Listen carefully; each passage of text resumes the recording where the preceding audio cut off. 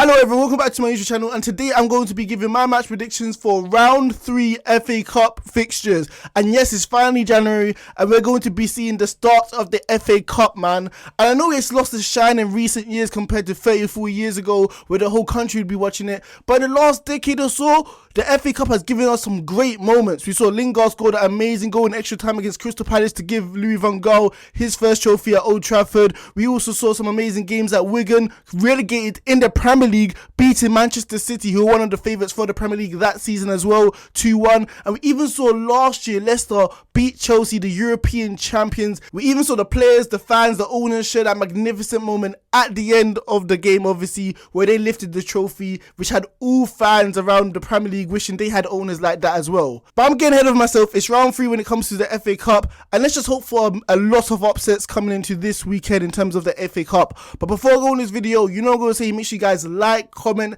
and hit that big subscribe button right there, and make sure you guys give me your predictions. Who do you think is going to win in round 3 FA Cup predictions, and who do you think is going to pull off the upset, pull off a miracle? So the first game I'm going to be predicting is Manchester United versus Aston Villa, and obviously this is the biggest tie, the biggest game in terms of the FA Cup round 3 predictions, man. Two of England's elite facing off each other right now, Manchester United and Aston Villa, who have had some great history, some great pedigree in this competition as well. But let me just start with the home side, Manchester United, who have been in abysmal form, although just losing their first game under Ralf Ragnick. But it just feels like the whole environment, the whole feeling around the club, it just feels not good at all to be there. It feels like the players are losing hope, faith in terms of Ralf Ragnick's formation when it comes to 4-2-2-2, and even contemplating themselves if he's the right man for the job. And Ole Gunnar Solskjaer stayed for that long, so how are you questioning Ralf Ragnick, who's starting to bring in new philosophy, new ideas already, if you feel like he's not the right man for the job? It's quite confusing to say the least. But going into this game against Aston Villa is going to be a tough game for Manchester United. I feel like Ralf Ragnick has to experiment because it just feels like the 4-2-2-2 formation isn't working. We saw Wolves expose it. We also saw Norwich and Newcastle get so much joy down the width and down the wings because it leaves Manchester United wingers who are usually tucking it into that formation to track back like Bruno Fernandes and Sancho. And not only that I believe it has fundamental flaws to formation. I just feel like Ralf Ragnick is trying to fit square pegs in round holes. I don't feel like Manchester United have the personnel to play this formation. Let's just look at the wing backs. Let's just look at the full backs. We have Wan-Bissaka, who we know isn't great going forward, and this formation heavily relies on your full backs bombing forward to create that overload down the width. We also got other players like Bruno Fernandes, Donny van der Beek, and even Paul Pogba, who's looking to return in January as well. We know that they're better in the centre of the field or even down the left where they don't have that defensive responsibility. But because the other team are going to use the width all the time, players like Bruno Fernandes isn't going to be in the final third, which is pivotal for Manchester United winning football games. So going into this game against Aston Villa, I just feel like he needs to shake it up, change it up. Play two young players up front. Play players like Rashford, Greenwood, whoever's going to start there, because we saw Cavani and Ronaldo against Wolves and it didn't work. I know they may feel rested because they just played last week and the FA Cup has its own weekend, so it doesn't feel like you need to rotate that much, but it's just not working under Manchester United right now with Ralf Ragnick, and he needs to change the formation or just change the personnel and just see what's going to work. However, Manchester United shouldn't think it's going to be a training game, thinking that they can literally think it's training and change their formation and still feel like they're going to win. They're still facing Aston Villa, and let me remind you, Aston Villa have beaten Manchester United at Old Trafford this season 1-0, so we shouldn't be shocked if Aston Villa, led by Steven Gerrard, who has been in an amazing form as a manager when it comes to managing Aston Villa this season, we shouldn't be surprised if he goes to Old Trafford and actually wins there again. Although Dean Smith done it last time, we should have no doubts that Steven Gerrard can pull this off as well. Although Steven Gerrard prefers a pragmatic, compromising style of football, sitting back, I still feel like his midfielders are very aggressive, they're very physical, try win the possession in the heart of the midfield and go from there with players like Watkins and Ings. So Manchester United shouldn't feel like it's going to be the walk in the park, especially as we know that games after game their midfield has just been dominated with players like McTominay and Matic played in that pivotal role. So going into this game, it's not going to be an easy game, and I don't know, maybe Gerrard will look to rotate his side, but like I said, Aston Villa aren't going to be competing for the top 4, top 5 this season, nowhere near relegation zone. So Steven Gerrard should see this as a golden opportunity to finally break Aston Villa's duck of winning silverware. Manchester United, this is their best opportunity as well, winning silverware, because they're not winning Champions League, nowhere near the title race, and they're already out of the Carabao Cup. So both teams should be starting relatively strong sides. Ralf Ragnick, like like I said, needs to adjust, see what actually works with his players with a new formation. But going in this game, I feel like it's going to be a draw, 1-1, and let's see, it's going to have a second replay, and we're going to see what happens at Villa Park. That's my prediction. So the next game I'm going to be predicting is West Ham versus Leeds, another massive tie between two Premier League sides who are already facing off each other this weekend. They already played each other early on, West Ham getting the better of Leeds, winning 2-1, relying on Antonio to score that pivotal goal in the 90th minute to steal all 3 points. But in terms of this season, if we analyse both teams, they have had polar opposite of joy when it comes to this season. We got West Ham on one hand competing for the top 4 this season, hanging in with the likes of Arsenal, Tottenham and Manchester United, and on the other side you got Leeds, who you thought in their first season would have looked to push on. They're flirting near the relegation zone right now, 17th or 18th. Although both teams will want to win this game and potentially get a trip to Wembley and actually win the competition, I just don't see why it would be wise for Leeds to play their strongest side when it comes to this game, when they have to look at Premier League survival as the priority when it comes to this season. You have West Ham on the other side, who are gunning on all 3 competitions, on all 3 fronts. You got obviously them competing for the top 4 race, like I said, the Europa League qualifying for the last 32, but I feel like the FA Cup is West Ham's best opportunity to break their trophy drought since 1980. Yes, I know the Europa League's great, but you're going to have to be travelling a lot, and we know West Ham have a thin squad, and we know over time Manchester United, Arsenal, Tottenham just have the superior players and the squad, and West Ham may drift off when it comes to the next 5 or 10 games when it comes to the top 4 race.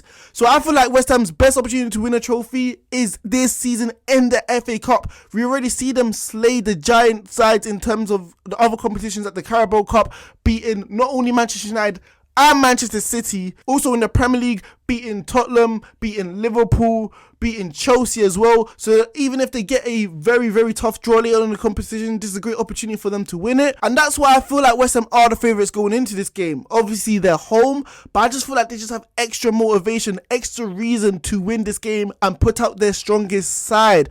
We know Leeds like to play a man-to-man pressing style of football, and I feel like over the course of the 90 minutes, I feel like West Ham will be able to break this down, and I feel like their talented players in the final third will take advantage of this and seal the game through. I don't know if David Moyes will start Antonio, Bowen, Ben Rama or whoever, but I just feel like West Ham do have enough quality there as long as they start 1 or 2 of those players to really hurt and expose Leeds, who are just going to be open and a thrill to play against. They've been erratic, inconsistent, so it just wouldn't be wise for me this season for me to bet on them to beat West Ham in their FA Cup. So I feel like West Ham are going to win. It's going to be a tough game, obviously against another competitive Premier League side, but West Ham do have the players to win this and seal this game through, so I'm going to go for a 2-0 victory for the Hammers at the London Stadium. So the next game I'm going to be predicting is Chelsea versus Chesterfield. On one hand, we got the European champions facing off another good side in terms of their division, Chesterfield, who are top of their division, like I said. However, there's one caveat. We got Chesterfield playing in the Conference League. How many leagues are there till they get to the Premier League if they actually qualified every single season in terms of automatic promotion? There's just too many leagues going up, and Chelsea surely have the advantage, surely have the players. Chelsea surely have players who cost more than the entire Chesterfield squad combined. Even if you combine their side from 10 to 20, 30 years ago, Chelsea just have the superior players. So this should just be a walking through the park for Chelsea, right? It should be that simple. They have the quality, they have the players, and I guess Chesterfield do have one thing to hang on upon.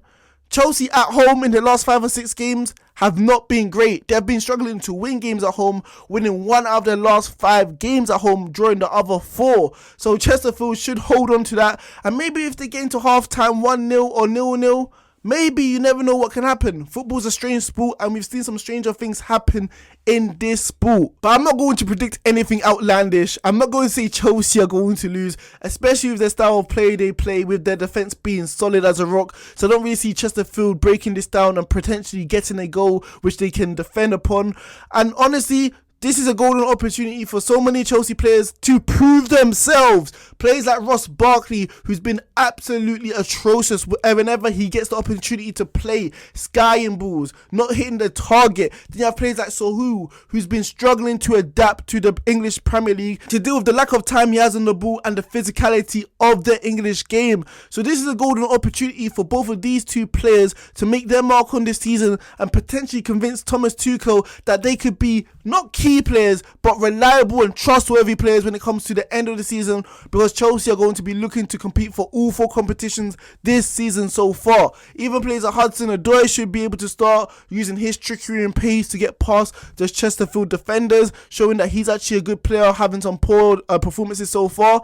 So I just feel like there's a lot of Chelsea players need to use this game as a point to prove. So going into this game, I feel like Chelsea will walk through Chesterfield, and I'm going to go for a 5-0 victory at Stamford Bridge. So the third game I'm going to be predicting is Swindon versus Manchester City. Swindon FC, obviously 5th place in the League 2. Swindon desperately looking to qualify for the round 4 of the FA Cup for the first time in 10 years.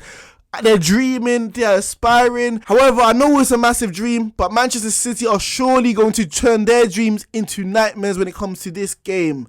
I know Swindon FC are looking to qualify, but they're not going to have the quality, like I said earlier, when it comes to Chelsea and Chesterfield. Manchester City just have too many quality players in positions where it really matters.